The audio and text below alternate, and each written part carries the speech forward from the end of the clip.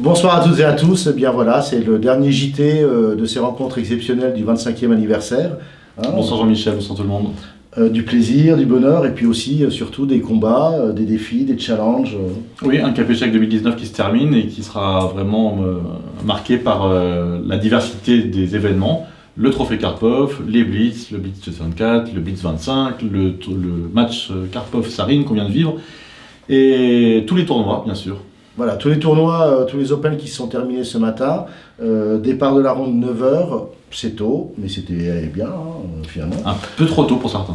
On le sait, donc c'est pas dans les habitudes des joueurs d'échecs de se lever si tôt, de jouer si tôt. En plus, il y avait le rugby, les arbitres craignaient une pluie de forfaits, de nuls, rapides. Mais tout s'est bien passé en tout cas pour Bilal Belhassen, qu'on connaît tous, formé à Bischwiller, voilà. Et qui s'impose. L'Alsacien qui joue pour les couleurs de l'Algérie, Bilal Belhassen, qui s'impose dans le très fort Grand Prix, 55 titrés. C'est une victoire remarquable dans son jeune palmarès.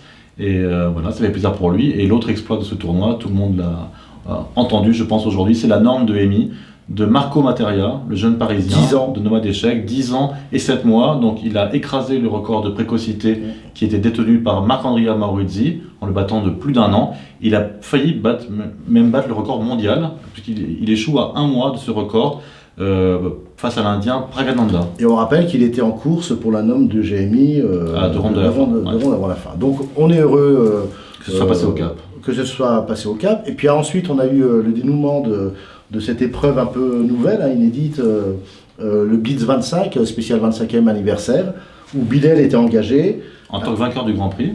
Domchenko et Laurent Fressinet, Alexander Domchenko, vainqueur des poules du tournoi de Blitz, voilà. Et évidemment, Alexei Sarana, qui nous surprend chaque jour, puisqu'il a gagné le trophée Karpov déjà, oui. Et là, Jean-Baptiste. Eh bien, le jeune russe a encore écrasé le tournoi. Alors, il les accueillit un peu parce qu'ils étaient tous un peu fatigués, particulièrement Bilal Belhassen qui a joué longtemps ce matin, mais il a vraiment dominé le tournoi en marquant 5 points et demi sur 6. Il aurait même dû faire 6. Donc, il mérite largement ce Blitz 25. Voilà, et puis le dernier moment de bonheur, la cerise sur le gâteau, je ne sais pas comment on peut l'appeler, mais quelque chose d'extraordinaire, parce qu'il n'y a pas d'autre mot. Donc un match opposant Anatoly Karpov, le 12e champion du monde, le parahistorique des rencontres, 68 ans on le rappelle, contre le prodige indien Nihal Sarin, 15 ans, c'est-à-dire 53 ans d'écart. Je pense que c'est unique dans les annales également.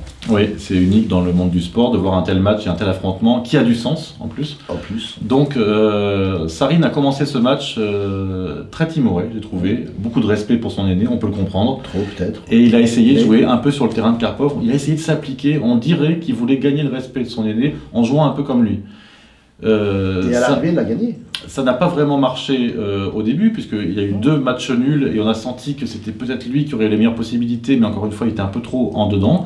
Voilà. Dans le premier Blitz, Karpov l'a emporté avec une finale technique, et c'est seulement quand il a perdu que Nihal Sarin a décidé de se lâcher, de jouer son propre style. Il a joué à la vitesse de l'éclair, comme il a l'habitude de le faire, et on peut dire qu'il a remporté brillamment ce deuxième Blitz. Avec une faute technique, on va dire. Le dernier coup du tournoi n'est pas le plus beau coup qu'on ait vu, évidemment, durant ces rencontres. Non, mais c'est plus percutant, en tout cas. En tout cas, c'est plus percutant. Fourchette royale. Voilà. Donc, nous, on a été heureux de vous accompagner durant toutes ces rencontres. Merci JB. Merci Jean-Michel, c'était un plaisir. Merci de nous avoir suivis et certainement à l'année prochaine. Rendez-vous en 2020 à Cap Échec.